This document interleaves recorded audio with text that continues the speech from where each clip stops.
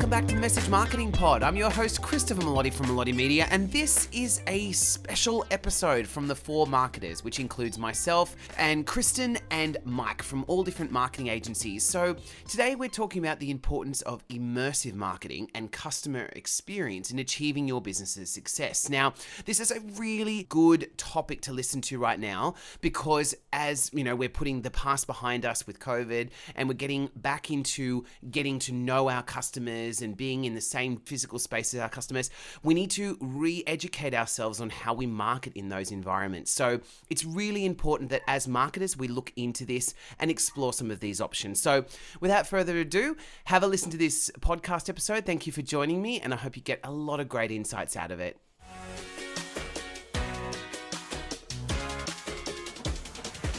Hi everyone and welcome back. Here's another episode. And so today we're going to be discussing immersive marketing and the customer experience and how it's really important to get quite intimate with your customer in order to get the results from your marketing today.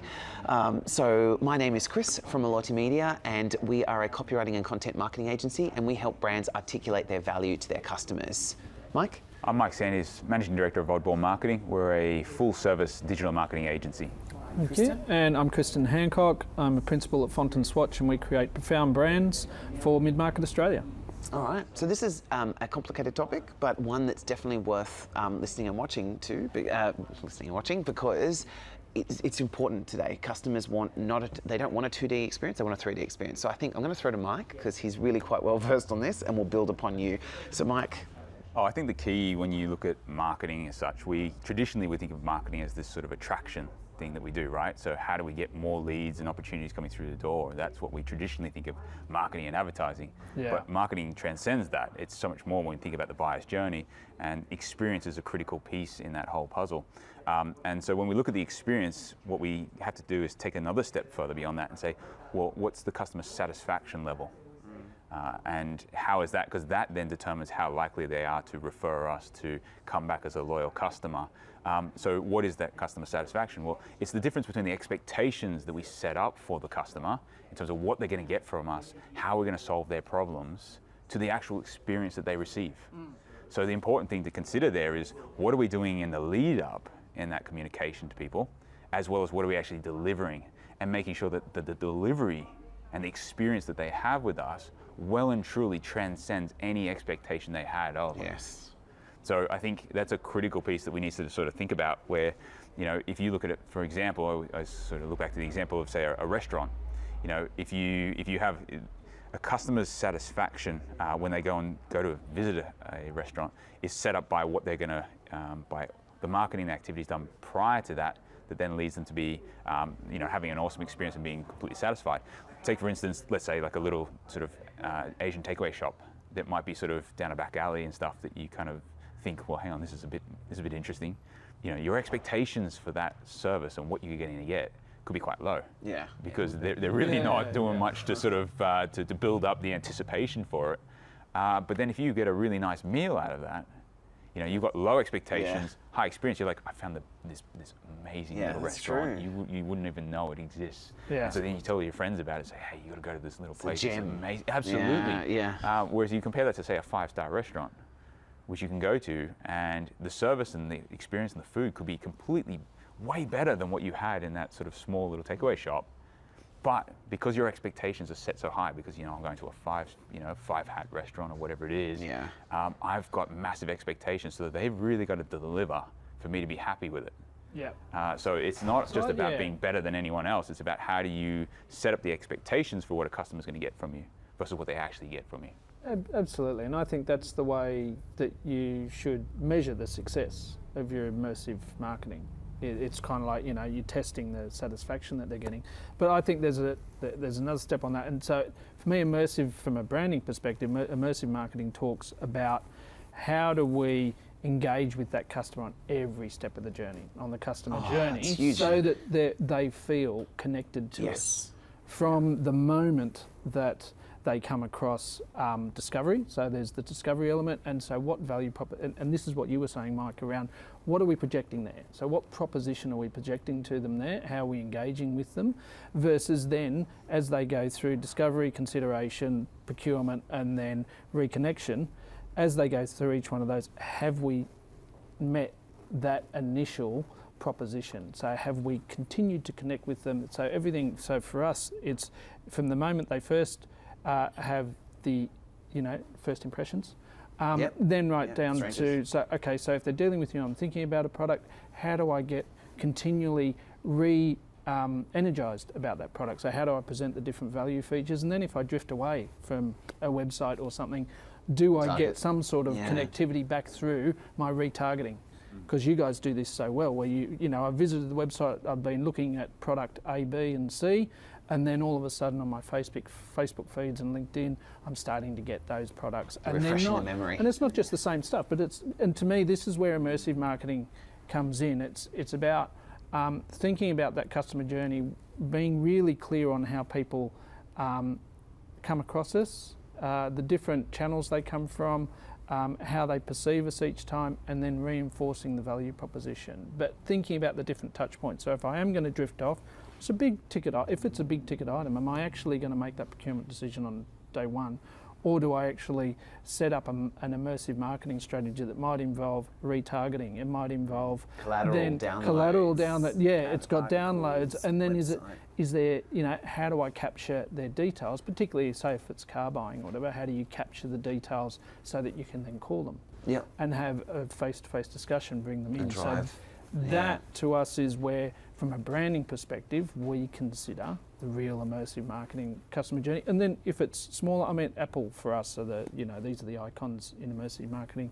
Not only do they give you a first impression on their website, but then right down to the point when you receive the package in the mail, you've been told it's coming, so they've built excitement over 3 or 4 emails.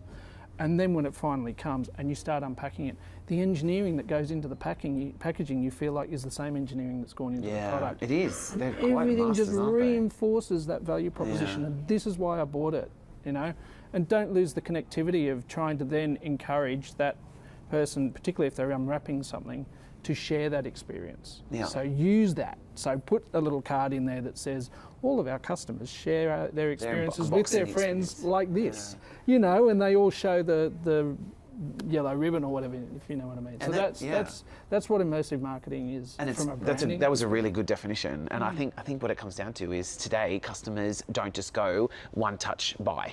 It's rare. And for the majority of businesses, that's not happening. And so what it takes is the key to unlocking immersive marketing is breaking down that, like you said, all of those milestones. And there's many different ways to do it. But sometimes it can be as simple as, what would my customer do after they first meet us? Yes. And it's like, okay, so in that response, we need an app, or we need a landing page, or we need a downloadable. And it's looking at a lot of people and a lot of businesses get overwhelmed by thinking about this. They go, our customers can interact in so many different ways. But what it comes down to is going, okay, this particular persona would probably land on this particular part. And from here, they would get this information and go here. So do we cover this? No, there's a gap there. Right, we need to put marketing in there that gives them more of an immersion experience. And then it's like, okay, so from there, they would probably then go back to a website and learn more. And then we send them to a landing page, or then we retarget. Exactly, and this is where I love holistic marketing. This is where Mike's business comes into play, because you then provide the data.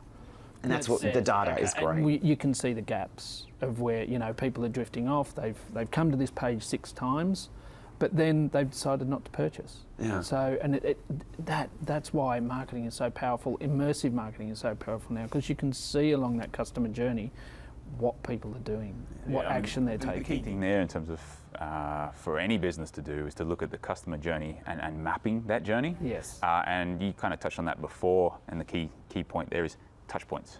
Yes. So it's mapping that customer journey right from acquisition, and then going through the initial phases of the buyer's journey through to the experience, and then going into sort of loyalty and then advocacy. So mapping that whole journey through, looking at each touch point and looking at, well, what are we doing as they go through those steps in that journey? What are we communicating? How are they experiencing things from what we're doing? Whether it is as product, which is a lot easier because there's something tangible and there's literally a touch point there, but it goes for services as well, because once someone engages with you, what is that next step? What is that communication that goes out or that happens as they then kind of come on board and then move along? Particularly with services, but and it's mapping that and giving them confidence in your service. So letting the client see that you're ahead. of each step, you're communicating with them well, you're telling them what's coming up, and you're ahead of what they should expect, and you're giving them the confidence that your service is going to deliver, and that's that immersive style. And you know, you can do that in so many different ways. Yeah. It doesn't all have to be digital. Yeah. A lot of it can just be simple physical contact, and you know, give them a phone call. But as you say, Mike, map it all. Yeah. So I think I cut you off there. No, that's exactly it. And it's looking at the different mediums that you use. Yeah. So in terms of touch points, it can be the packaging, the feel of it all, can be communications, whether it's an email, phone call, they're all touch points. So you've got to look at each one of those and crafting those, because they will all have a huge impact on the actual experience. Yeah, and I find from a branding perspective, we always say to the clients, do it all, but you know, it must be on your brand identity and it must adopt tone. Yeah. So that's the key. And I think we've kind of summed it. Yeah. Like, I don't think we should help on. I think that really what it comes down to, and the main insight is, think about your customer types and personas. Think about the touch points that they go through, and map out the content marketing and the content pieces and the marketing pieces and the campaigns that you need to create at each touch point to keep engagement. And it's not just for the sale, it's for the more sales and long term and nurturing. It doesn't stop at the sale. Yeah, like it's the start. The first they become a customer, then how do we become a loyal advocate and a raving fan and all that kind of good stuff. So there's another podcast just in that. So thank you so much for joining us in this episode. I think we covered that topic pretty thoroughly in a nice quick time. So we're coming from the Cub Potts Point, which is the Club of United Businesses, where members love this place here. It's a great venue, and so please join us in the next episode.